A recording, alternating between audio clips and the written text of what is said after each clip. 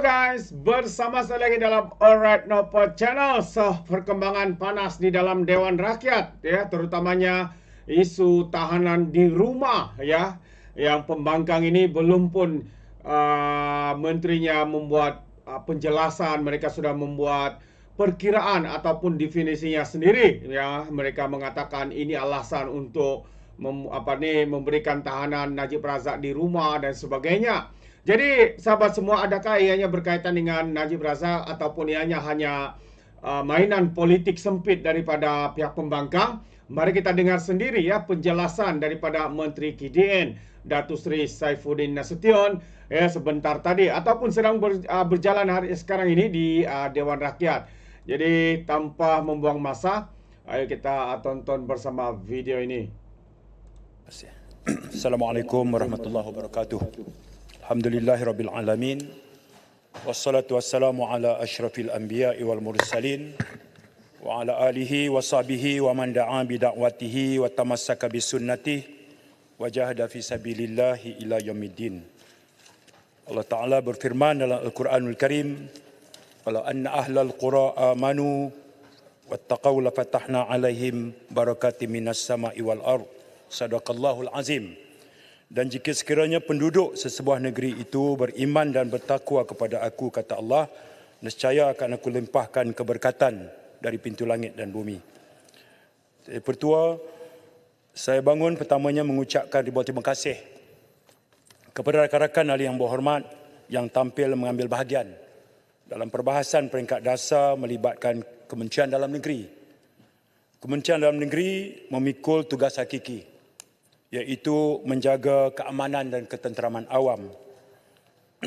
Dan di bawahnya terdapat sejumlah agensi, dan dalam menjalankan peranan inilah ahli-ahli parlimen menyentuh tentang tanggungjawab agensi-agensi di bawah KDN yang memerlukan saya untuk tampil memberi penjelasan dan juga penggulungan.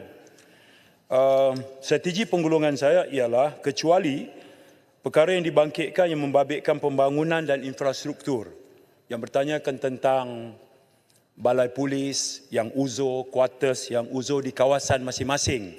Bilakah IPD baru nak dibuat di kawasan ahli yang berhormat? Yang itu saya mohon izin untuk memberikan jawapan secara bertulis sebelum sidang kita tamat. Manakala saya akan cuba menjawab mengikut topik perkara yang menyentuh tentang keselamatan dan ketenteraman awam, kewarganegaraan, keimigrasionan dan juga perkara-perkara yang menyentuh tentang hal yang terbaru yang berlaku yang membabitkan bidang tugas KDN. Pertama, saya ucap terima kasih rakan-rakan saya Jelutong, Bukit Gelugor, Indra Mahkota, Kepung yang membangkitkan tentang RUU Akta Tahanan Rumah. Yang pertama, KDN telah pun mendapat persetujuan di peringkat Jemaah Menteri secara dasarnya untuk KDN meminda atau mengadakan satu undang-undang baru, iaitu Akta Tahanan Rumah. Jadi segi dasar kita dah dapat kelulusan Jemaah Menteri. Seterusnya, KDN akan berbincang dengan Jabatan Peguam Negara untuk membangunkan matriks ataupun kerangka apakah maksud Akta Tahanan Rumah ini. Dan di sana nanti KDN akan mengadakan libat urus dengan Parliamentary Select Committee yang berkaitan. Hak asasi, keselamatan dan mana-mana Parliamentary Select Committee yang dianggotai rakan-rakan ahli yang berhormat dalam Dewan yang berminat untuk terlibat. Itu yang pertama. Yang kedua, KDN akan melakukan sesi libat urus dengan semua stakeholders yang berkepentingan. Baik, apa latar belakangnya?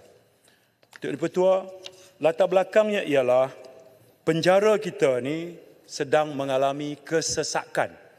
Setakat semalam 6 hari bulan, terdapat seramai 87,229 prospek di dalam semua penjara. Baik. Daripada 87,229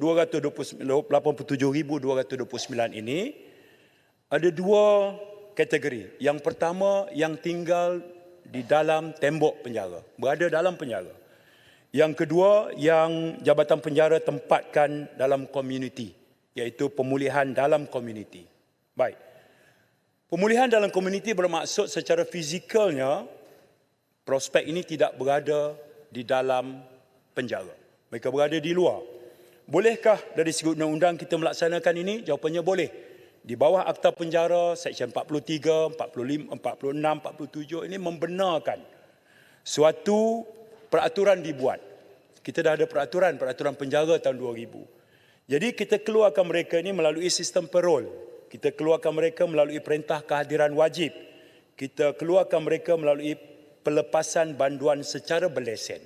Dengan mengeluarkan mereka daripada tembok penjara, setelah mereka melalui tapisan jabatan penjara yang melayakkan mereka untuk kita keluarkan mengikut sistem yang saya sebut tadi, maka pertama, mereka juga akan terlibat dengan majikan yang menyediakan peluang pekerjaan pada mereka. Mereka akan berada di luar, mereka cepat menyesuaikan diri. Baik. Bagi setiap 800 orang yang berada di luar melalui perintah kehadiran wajib, sistem parol, pembebasan banduan secara berlesen, bila tamat tempoh menjalani hukuman penjara, bagi setiap 800 yang bebas, yang mengulangi kesalahan dan masuk balik dalam penjara cuma satu. Ini kita panggil kadar residivism. Apa kesimpulannya? Kesimpulannya adalah ini adalah success story. Kerana itu, kita bercadang bahawa punca kesesakan yang ikut disumbangkan oleh, pertama, mereka yang berada dalam penjara yang belum disabit. Mereka ini namanya tahanan reman. Apabila mereka dibawa ke mahkamah untuk dituduh, pending trial date, mahkamah akan kata mereka hendaklah ditahan reman. Baik. Hari ini terdapat seramai 28,000 orang yang berstatus reman dalam penjara. Baik, penjara kita muatannya 74,000 aja. Kalau dah 28,000 adalah yang reman, maka inilah sasaran kami. Kalau akta tahanan rumah ini boleh dibuat, hasrat kami, ini tertakluk nanti kita bincang, ahli yang berhormat bagi pandangan, akta itu akan, rang undang-undang itu akan dibentangkan. Hasrat kami ialah memberi kuasa kepada mahkamah untuk menimbang, kemudian memerintahkan bahawa yang ditahan reman ini hendaklah ditahan reman di rumah dan dipakaikan device sehingga tarikh perbicaraannya. Jadi kelebihan yang segera apa dia?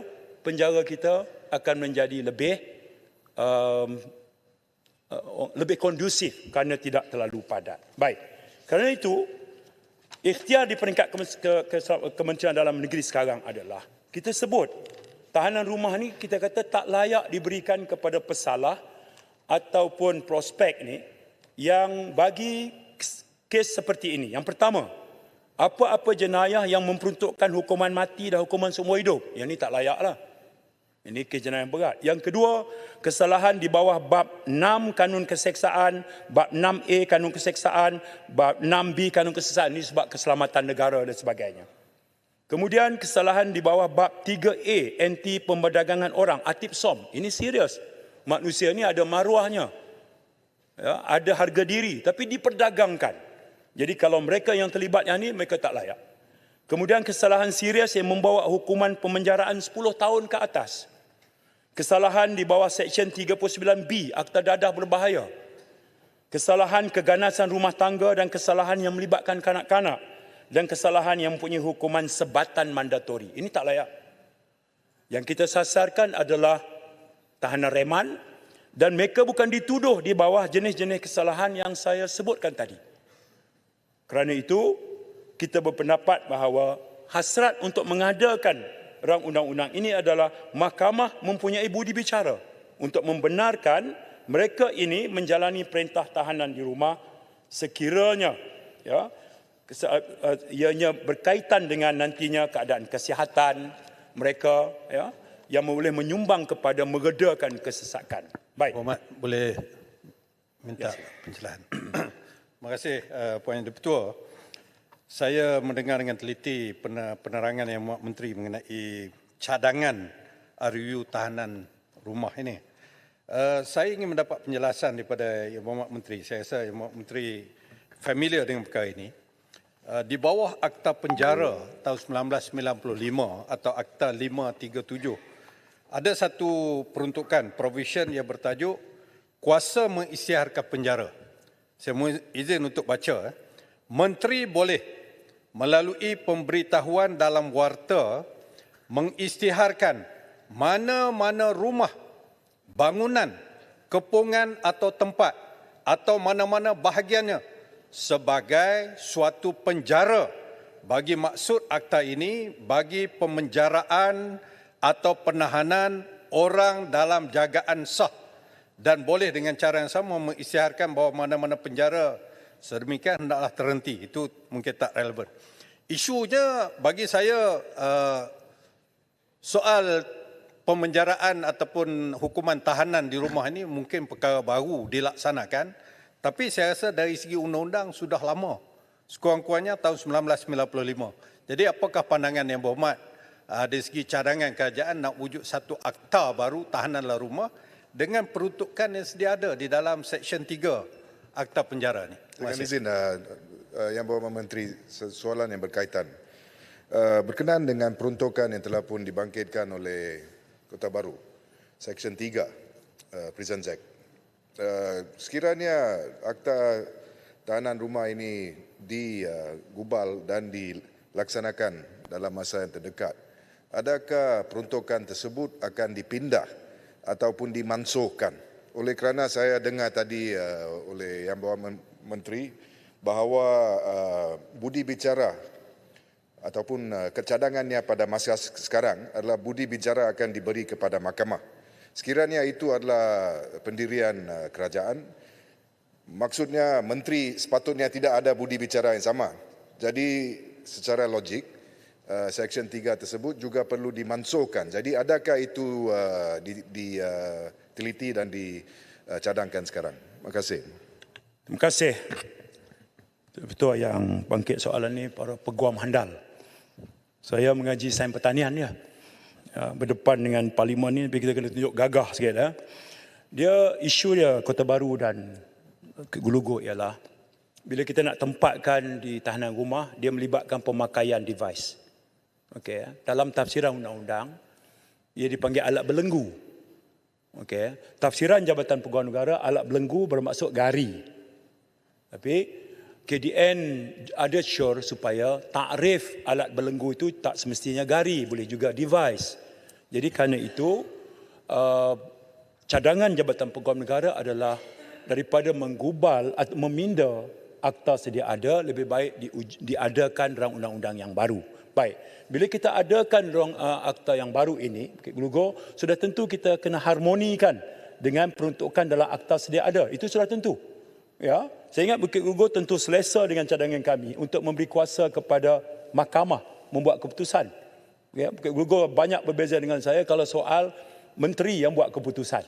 Sebab itu dalam Seksyen 43 Akta Penjara, 46 dan 47, iaitu pembebasan berlesen, parol, perintah kehadiran wajib, itu kuasa menteri mengikut Akta Penjara, di mana boleh mengarahkan ketua pengarah penjara untuk membuat peraturan di situ. Jadi Kota Baru betul dari sudut mengangkat seksyen yang menjelaskan dengan betul bahawa kuasa menteri untuk mengisytiharkan.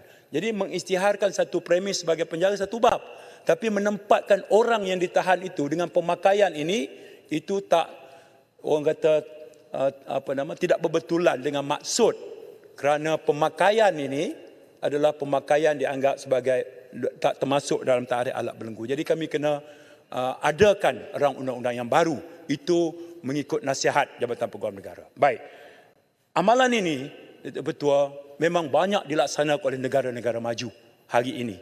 Kerana itu tanpa rang undang-undang ini, buat masa sekarang tak ada. Berdasar pada akta dan peraturan semasa, hanya banduan sabitan yang layak menjalani program pemulihan dalam komuniti tadi. Kalau dia orang tua, vulnerable groups, ya, wanita, ya, atau kanak-kanak yang 18 tahun ke bawah, yang ini kita tempatkan melalui pemulihan dalam komuniti. Jadi kalau kita boleh buat satu lagi, iaitu tahanan rumah, sudah tentu kesan segera ialah dia akan mengurangkan kadar kesesakan yang kemudian menimbulkan masalah yang tidak kondusif selama mereka tinggal di dalam penjara. Yang Berhormat, boleh saya just Ya. sedikit? Terima kasih berkenan dengan penjelasan tersebut. Saya faham akan isu prison congestion ini. In fact, pada masa saya menjadi timbalan menteri tahun lepas, mengikut ingatan saya, jumlah prison overcrowding adalah lebih kurang 72-74 ribu. Sekarang mengikut statistik Yang Berhormat Menteri tadi mengatakan sekarang lebih kurang 87 lebih ribu. So, bilangan jumlah itu dah naik. Tapi kita perlu juga menikmati, we have to know, bahawa ada kes-kes ataupun offences, kesalahan yang tertentu yang tidak patut diberi house arrest ini. Memang saya faham kes-kes seperti riman, kes-kes dada yang kecil dan sebagainya, mungkin itu sepatutnya kita beri house detention, oleh kerana ini boleh mengurangkan prison congestion. Jadi tadi pihak menteri telah pun mengatakan bahawa memberi beberapa contoh di mana prison arrest, house arrest ini tidak akan dibenarkan, bab 6A, 6 dan sebagainya. Dan juga untuk kesalahan yang memperuntukkan penjara 10 tahun dan ke atas. Adakah penjara 10 tahun dan ke atas itu mengikut kesalahan ataupun mengikut hukuman yang diberi oleh mahkamah? Itu penting. Oleh kerana sekiranya seseorang itu dituduh di bawah sesuatu section, hukumannya prescribe dalam section tersebut. Jadi adakah kita mengikut the prescribed sentence ataupun sentence yang telah pun dijatuhkan oleh mahkamah? Jadi kita nak tahu, oleh kerana contohnya dalam kes Najib Tun Razak, di dalam kes tersebut beliau telah pun disabitkan dan diberi hukuman yang tertentu. Jadi adakah house arrest ini akan digunapakai ataupun boleh dipakai oleh seseorang seperti itu? Terima kasih. Ibu Mat, saya teruskan soalan yang hampir sama. Kalau Yang Berhormat Menteri mengatakan rasional ataupun justifikasi nak wujudkan akta tahanan rumah ini adalah kerana penjara kita overcrowded ataupun kerana nak ada peruntukan untuk pemakaian device, saya rasa itu bukanlah alasan yang besar untuk wujudkan satu undang-undang. Sebab kalau Yang Berhormat masih ingat masa Yang Berhormat jadi masa COVID dulu, beberapa akta telah dipindah untuk memasukkan pemakaian device itu dalam akta yang sedia ada. Contohnya Akta 342, Akta Pengawalan Penyakit Berjangkit. Mereka yang dikenakan tindakan kerana tidak mengambil langkah, tak pakai face mask dan sebagainya, dicadangkan untuk memakai device. Itu benda yang kecil saja. Peruntukan Seksyen 3 ini sudah jelas. Saya rasa intention of legislation, niat pembuat undang-undang pada masa ini juga telah mengambil kira berlaku satu masa akan berlakunya overcrowded di dalam penjara.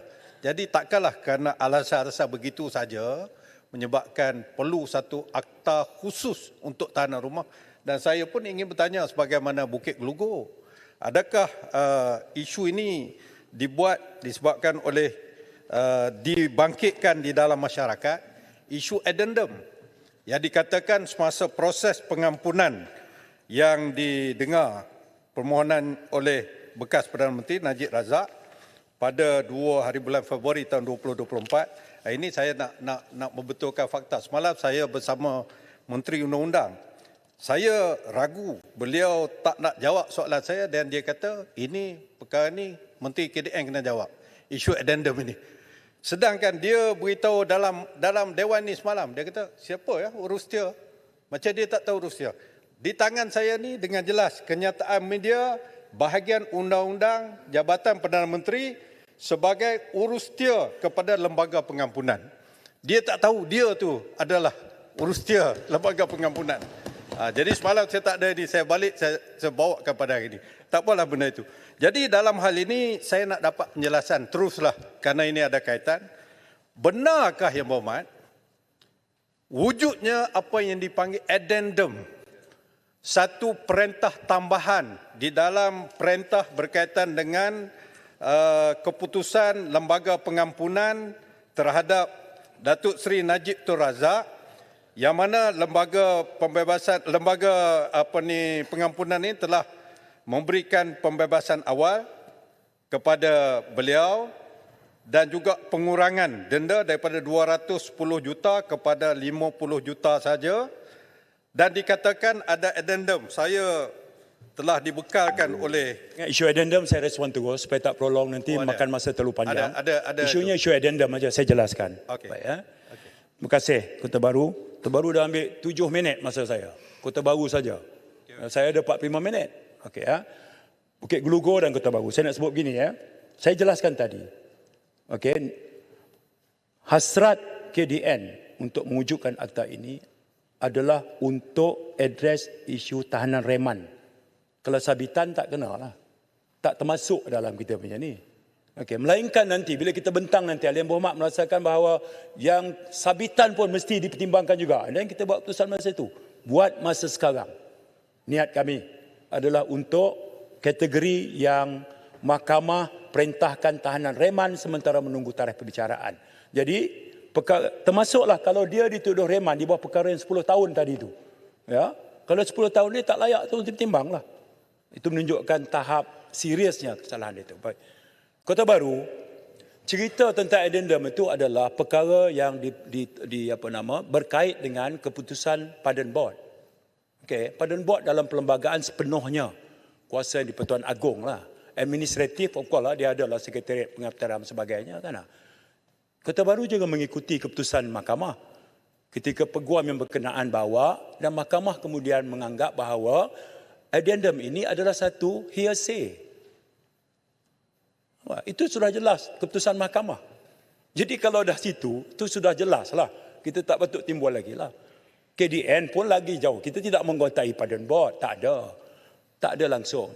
Ya. Jadi wujud atau tidak, mahkamah kata ketika perkara itu diangkat oleh peguam yang berkenaan, mahkamah kata cerita ini dapat daripada sipolan, sipolan dengar daripada sipolan, sipolan dapat daripada sipolan.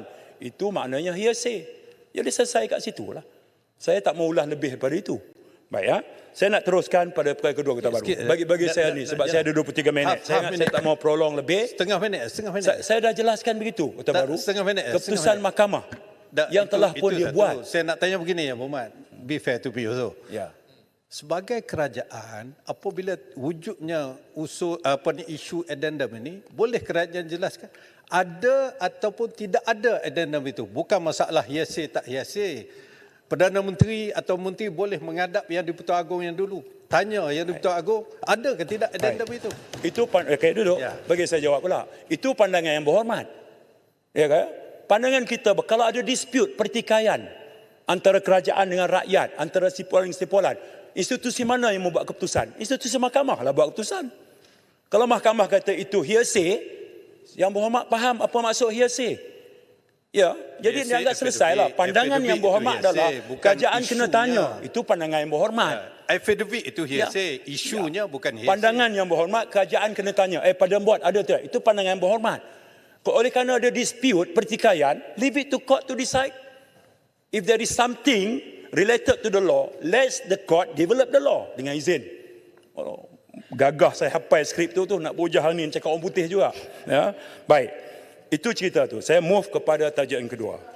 Ahli Yang Berhormat juga bertanya tentang 1.2 juta pelancong Cina yang masuk tak keluar. Okey, sejumlah pelancong Cina masuk kemudian overstay dan segala macam. Hari ini saya nak jelaskan. Dari mana datang 1.2 juta ni? Ketika Larut menjadi Menteri Dalam Negeri, dia menjawab satu soalan daripada Tasik Gelugur pada waktu itu. Dia sebut, soalan itu menyebut tentang 1.2 juta. Maka masuk handset lah. Itulah bermulanya. Itu legasi lama. Kemudian Larut pada satu kenyataan media menyebut 26 Ogos 2022, jumlah itu tidak betul. Larut, bukan saya. Ketua Pembangkang kata 1.2 juta tu tak betul. Ini dia. Tanya Ketua Pembangkang lah tau. Yang tanya saya. Ada? Nanti tak? Tak apa. Dua Zat. Saya kata 22 bulan Ogos 2022, Kementerian Dalam Negeri, ini dia. Jumlah itu tidak betul, kata Menteri Dalam Negeri Datuk Seri Hamzah Zainuddin. Bukan dia saja. Sebelum itu pun bangkit. Dan Paguh pun buat kenyataan yang sama. Duduk situ dulu. Nah, kemudian ada penjelasan daripada Ketua Pengarah Immigration pada waktu itu. Jumlahnya dia kata cuma 8,000. Dia ada sebutlah di sini. Nah. Baik, hari ini saya nak jelaskan. Baik. Kita ni, bila pelancong masuk, dia masuk dengan pas khas, pas lawatan sosial. Okey? Dia juga masuk dengan segala macam pas-pas lain lah. Ya. Itu jelas. Tapi saya nak jelaskan, Kota Baru banyak tanya berkenaan dengan berapa yang masuk dan tak keluar. Saya nak jelaskan. Ketibaan daripada 1 Januari 2018 hingga 30 November, pelancong dari Republik Rakyat China. 8,491,653.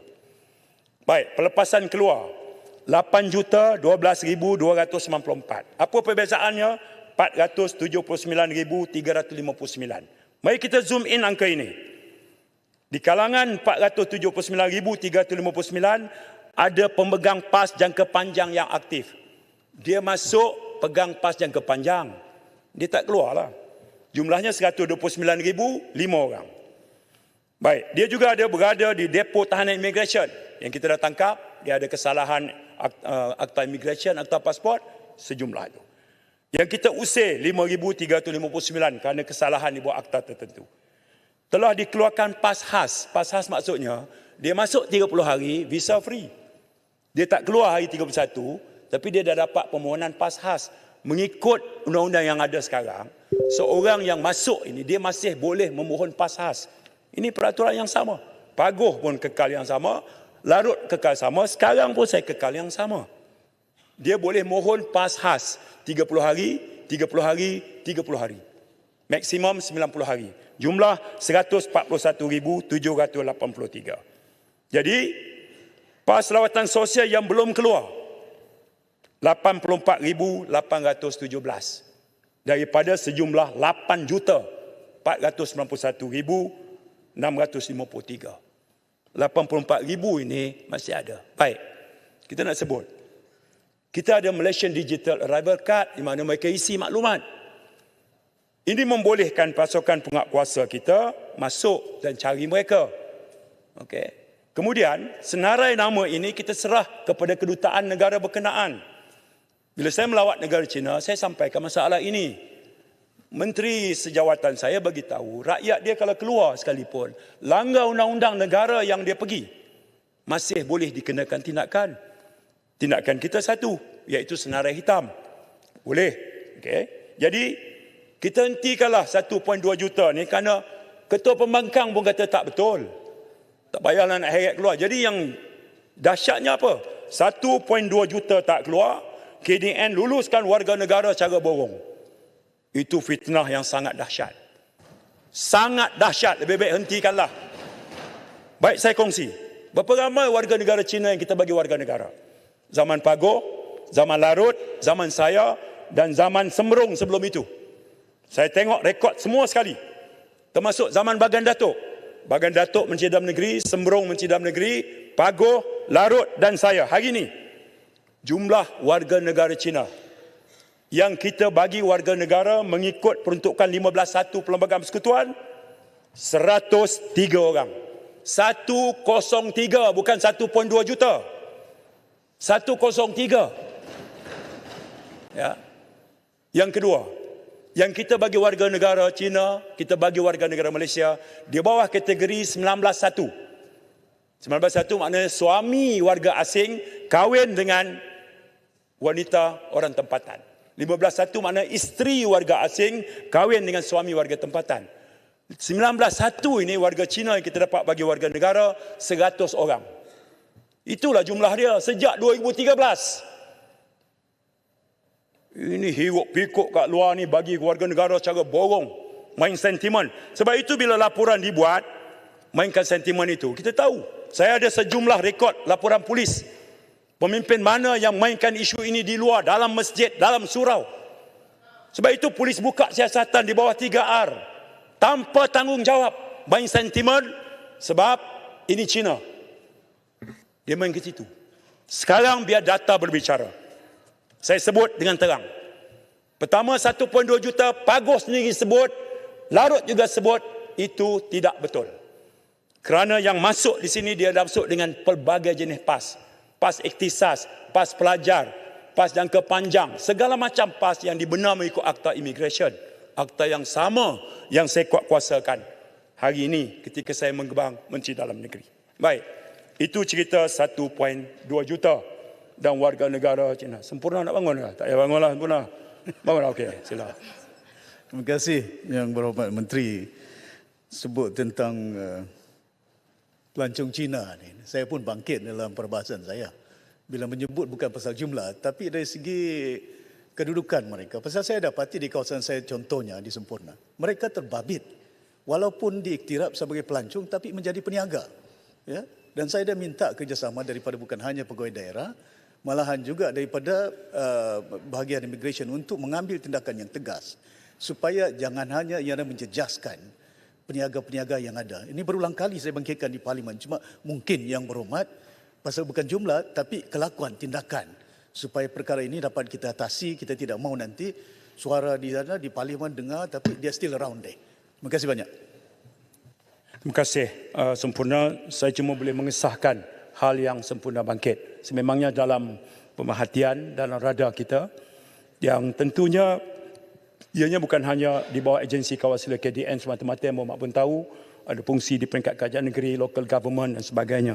Jadi ini harus merupakan ikhtiar menyeluruh daripada kita. Ya, baik. Betul. Saya ada 13 minit lagi, saya nak beralih kepada soalan ahli Yang Berhormat bangkit soal apakah KDN melaksanakan aplikasi soal artificial intelligence dari segi kawalan sempadan negara. Sekejap saya nak sentuh pasal pelih ni. Pasal pelih. Artificial intelligence soal meningkatkan kawalan keselamatan sempadan. Sekarang Kementerian Dalam Negeri sedang melakukan proof of concept untuk kawasan 40 km sempadan Perlis Padang Besar sana yang melibatkan aplikasi artificial intelligence. Kemudian kami akan teruskan pula kepada POC penggunaan drone, bilik kawalan, kemudian cyber optik. Ini adalah alternatif pilihan kepada pendekatan pemasangan pagar ataupun tembok. Baru ni rakan saya Timbalan Menteri Besar Kelantan ada membuat usul supaya dibangunkan pagar sejauh hampir 100 km. Pagar tentunya memakan kos yang tinggi. Kami memilih untuk melihat kepada inovasi teknologi semasa. Kita mungkin perlukan sejumlah drone yang beroperasi, sejumlah pemasangan CCTV dan bilik kawalan untuk mengawasi sepanjang sempadan negara kita. Memang ada. Dan sejak saya duduk di kementerian ini, antara perkara awal yang saya buat adalah saya wujudkan satu unit data science. Saya kumpulkan data scientist di bawah bumbung KDN.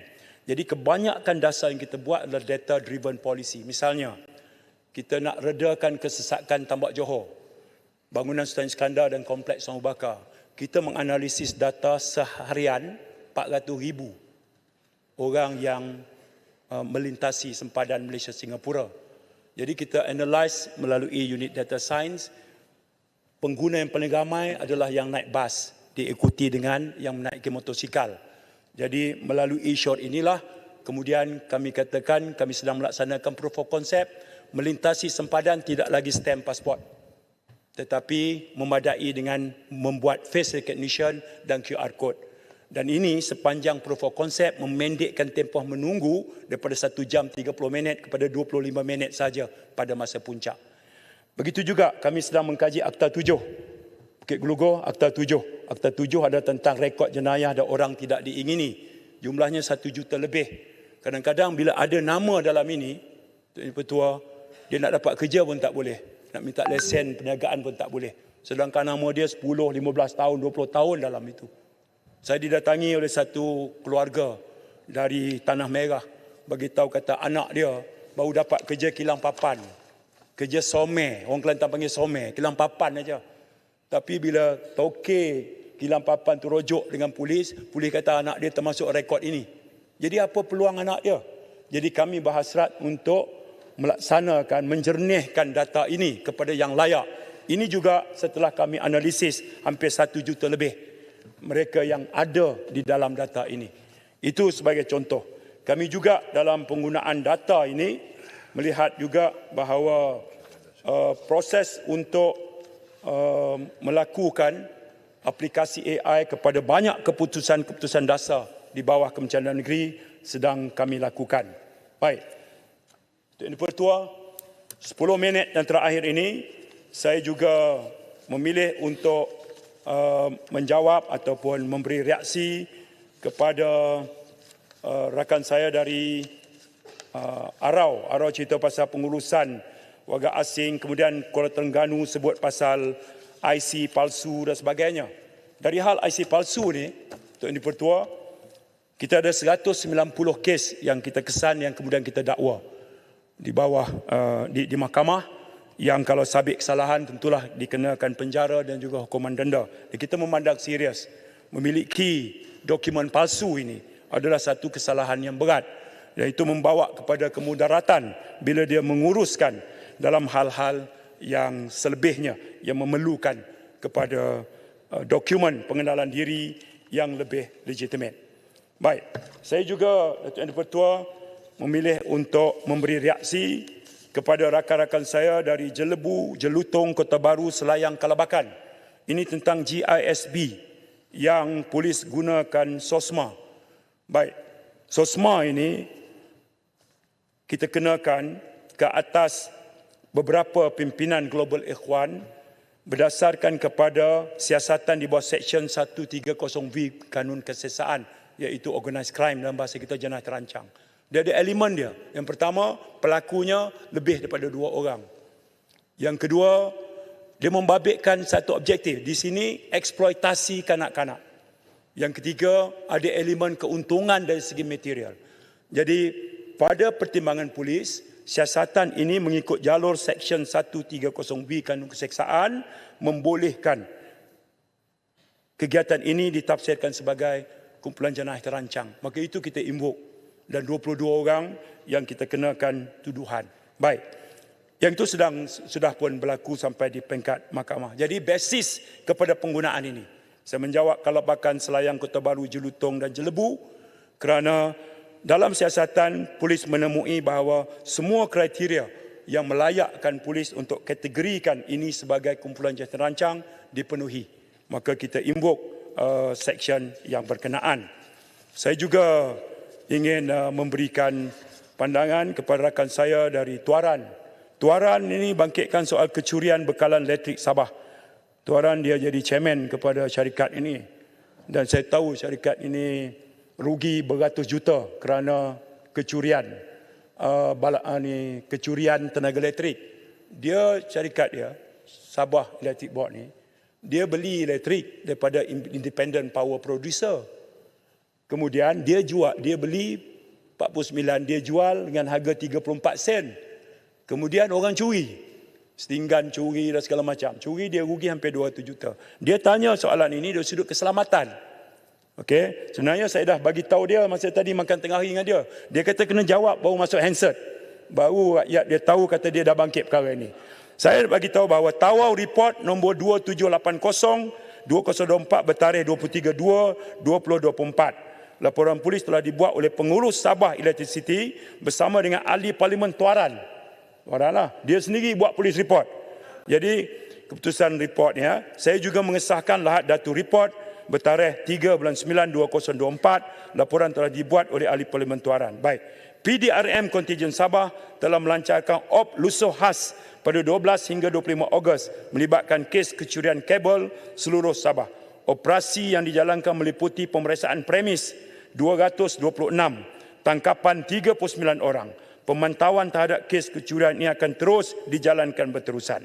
Selain dari pihak PDRM, pihak SESB melalui enakmen bekalan elektrik 2024 yang telah diluluskan oleh Badan Perundangan Negeri Sabah 3 Januari juga mempunyai kuasa sendiri untuk kuasa menyiasat, mendakwa sebarang kesalahan berkenaan pembekalan elektrik Sabah. Sila Tuan. Terima kasih Yang Berhormat kerana telah respon terhadap perkara yang sangat penting ini.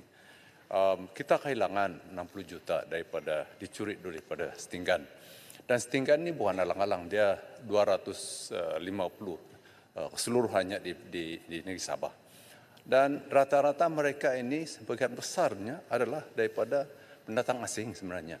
Jadi sebab itu pihak Kementerian Dalam Negeri juga harus melihat latar belakang penduduk setinggan ini. Dan yang satu masalah Sabah yang begitu besar. Ya. Di kawasan saya di Tuaran sebagai contoh, Kampung Berenun. Kami SSB mau masuk pun tidak boleh sebab kita kena perlu kelulusan daripada Majlis Keselamatan Negara untuk masuk.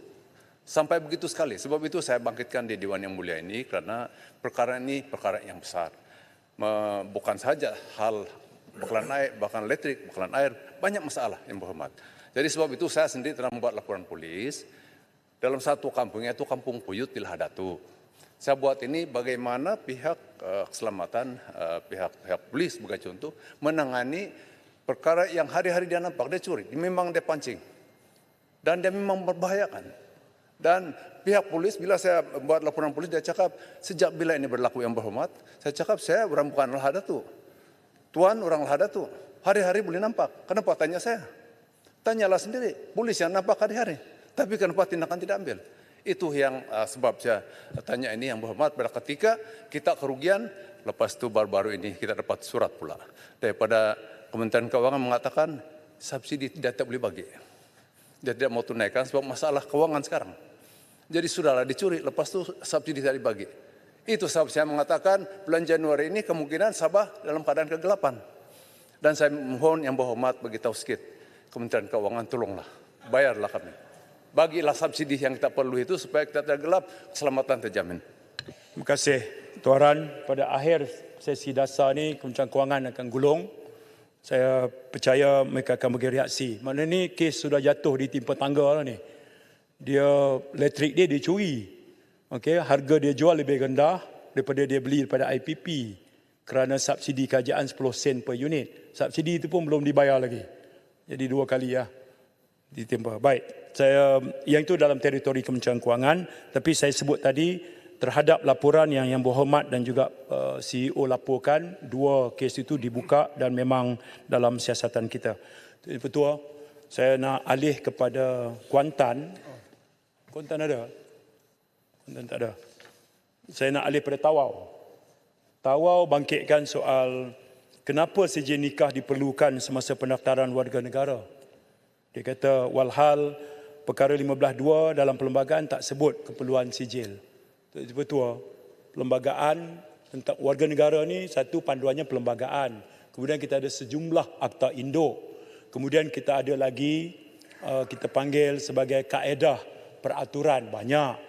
Kalaupun tak masuk di bawah 15.2 Perlembagaan Persekutuan tentang keperluan sijil nikah, tetapi dia ada di sana bahawa syarat ini perlu dipenuhi. Itu di bawah akta dan juga peraturan-peraturan yang lain. Ini adalah sistem yang telah kita guna pakai. Jadi apakah ianya satu keperluan? Ya, ianya satu rukun. Ya, dia tak boleh kita kompromis yang sudah saya jelaskan sebelum daripada ini. Baik, 2 minit terakhir saya nak singgung Sibu, Jempol, Marang dan Maran. Sibu, Jempol, Marang dan Maran. Ini soal 3R. Apakah tindakan diambil oleh Kementerian bagi menangani isu 3R yang bersifat provokasi, boleh mengundang ketegangan kaum supaya kerajaan baik. Tadi saya sebut, di tangan saya ada sejumlah semua kes siasatan di bawah 3R. Datuk Yang Dipertua, jumlahnya adalah 182. Sejak Bukit Aman buat jawatankuasa khas ini, bulan Mac tahun 2023 sampai sekarang, kita ada 182 kertas siasatan. Kita dah selesai 138, kita masih siasat 44. Sebahagian besar Datuk Ketua adalah berkaitan dengan penghinaan terhadap raja. terhadap agama dan ada kaum. Dan terhadap raja dan sebagainya yang kita tuduh, misalnya yang kita tuduh pun ada, ya, dia punya tentang institusi raja ni kan. Misalnya yang institusi raja, ya, agung, sultan, raja baca, ya, jangan jadi anti hadis. Macam hadis Nabi tak pernah baca langsung. Itu penghinaan yang sangat jelek, ya.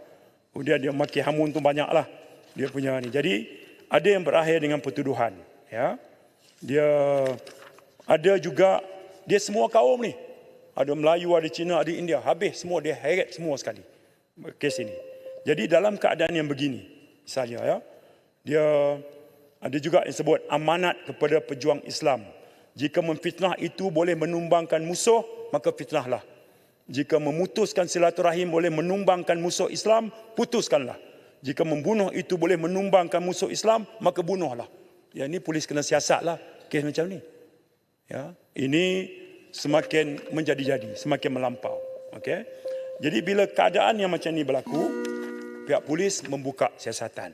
Jadi di bawah Seksyen 233, Menteri. di bawah, ya silakan. Okey. Ini lain daripada apa yang Menteri bincang tadi. Terutama ada bangkitkan juga berkaitan dengan senapan rela. Senapan rela. Adakah kajian bercadang untuk beri balik senapan rela kepada rela kerana musuh tanaman di kampung-kampung terlalu banyak dan kerjasama dengan pihak berkuasa setakat ini tidak berkesan. Dikesian pada petani-petani kita di kampung-kampung. Terima kasih. Yang berhormat Ulu Terengganu, rela sekarang ni dia mengikut Akta Rela 2012. Sebelum Akta Rela 2012 dia ada ordinan rela ni. Masa ordinan dulu, rela anggota dia boleh pegang senapang dan boleh memburu yang disebut tadilah musuh tanaman semua. Bila Akta Rela diluluskan di Parlimen 2012, mulai 2013 rela tak boleh lagi menggunakan dia punya kemudahan itu untuk bunuh tu. Itu kena lapor Jabatan Perkhidmatan lah. Jadi kalau yang Muhammad tanya apakah itu, kita terikat dengan Akta Rela 2012. Sekarang ini yang tak membenarkan. Rela itu buatnya kerja sokongan yang lain. Tapi tidak untuk memburu musuh tanaman. Musang, monyet, tupai tak. Itu tak masuk dalam bidang tugas rela. Okey, terima kasih jawapan. Apakah kajian tidak bercadang untuk buat minda? Kerana di sana, di kampung hari ini betul, memang petani-petani sudah give up nak bertanam. Dengan babinya, dengan kernya dan sebagainya. Dulu masa ada senapan rela, benda ini dapat diselesaikan. Terima kasih betul. Terima kasih. Yang berhormat, sifat satu undang-undang ni dia dinamik, bukan statik. Maknanya kalau ada keperluan mendesak betul-betul, KDN, kita sebagai agensi ataupun Kementerian Kawasan yang menjaga rela, kita terbuka lah kalau ada keperluan itu. Okay, ya. Saya terangkan sesuai soalan yang berhormat, saya sebut sebelum 2012 Akta Rela, yes, ordinan lama. Yang baru, dia mengasingkan, tidak lagi mencakupi tugas itu. Jadi, Yang berhormat Menteri, boleh saya just tanya berkenaan dengan apa yang dibangkitkan sebelum Ulu Terengganu tadi. Berkenaan dengan undang-undang yang disiasat di bawah 3R ini. Now, saya percayai bahawa ada beberapa kes yang disiasat juga di bawah Akta Hasutan ataupun Sedition Act. Adakah kerajaan berniat ataupun mempunyai apa-apa hasrat untuk menggubal undang-undang baru untuk menangani masalah 3R ini dengan memansuhkan Akta Hasutan, memandangkan Akta Hasutan itu memang mempunyai kelemahan-kelemahan. Satu daripada kelemahannya adalah bahawa niat ataupun intention itu bukannya merupakan satu pembelaan. Jadi memandangkan keadaan tersebut, masalah-masalah tersebut, adakah kerajaan berniat sekurang-kurangnya, kalau tidak memansuhkan Akta Hasutan, sekurang-kurangnya untuk menambah baik ataupun reform undang-undang tersebut seperti memperkenalkan pembelaan sebagai satu niat ataupun intention sebagai satu pembelaan. Terima kasih. Yang Muhammad, saya dah timbulkan, tapi saya ingat Yang Muhammad boleh jawab bertulis tentang laporan audit 2018. Laporan audit 2018 dia ada dua versi. Versi satu tu kalau saya tak silap saya minta maaf sebab tak sempat tengok tadi. Versi satu ialah menyebut bahawa ada kelemahan agensi pengurusan warga orang asing. Dia sebut apakah kerajaan telah selesai. Nombor dua, ini audit sebut, bukan kita. terdapat lebih daripada 100,000 orang warga yang masuk tak keluar. Audit komplain, bukan kita komplain. Yang kedua Yang Berhormat, ucapan Yang Berhormat ni kira okey lah. Yang Berhormat pun bagi bersama dengan kita. Tapi ada beberapa perkataan Yang Berhormat sebut tu seolahnya menghentam kami. Yang Berhormat tak sebut nama. Kena sebut nama ahli parlimen yang timbulkan benda itu. Kalau tidak orang nampak seolahnya macam kita ni anti China. Tidak, kami bukan anti, kami sayang. Macam semua pihak. Tetapi kami anti kepada orang yang menyalahgunakan apa yang sekarang saya nak tanya.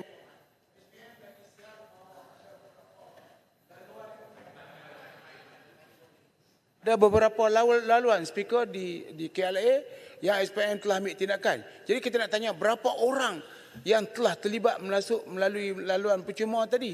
Kita nak tegur tentang kelemahan tu. Jangan bagi menampak seolah macam kita anti negara mana atau tidak. Tidak. Ini kita bagi layanan yang sama. Cuma kami ni lebih sikit sebab kami lebih patriotik daripada orang-orang lain. Kalau orang kibar bendera China, kami marahlah. Tapi kalau bila kibar bendera Malaysia, kita pula ambil tindakan. Jadi orang kata ini polis macam mana? Yang kibar bendera asing diam, yang kibar bendera Malaysia kena ambil tindakan. Tapi semua jawab tulis Muhammad. Saya jawab hari ini. Saya cuma boleh baca dan saya akan bawa bawah 18.1 usul. Terima kasih. Terima kasih. Arau, saya nak ulas satu aja lah ya. Yang kibar bendera Cina tu pun kita siasat. Yang kedua tu bukan siasat kibar bendera. Dia buat perhimpunan. Di bawah Akta Perhimpunan Aman ni, dia pun ada tertib dia je. Tanggungjawab penganjur, tanggungjawab peserta dan tanggungjawab polis.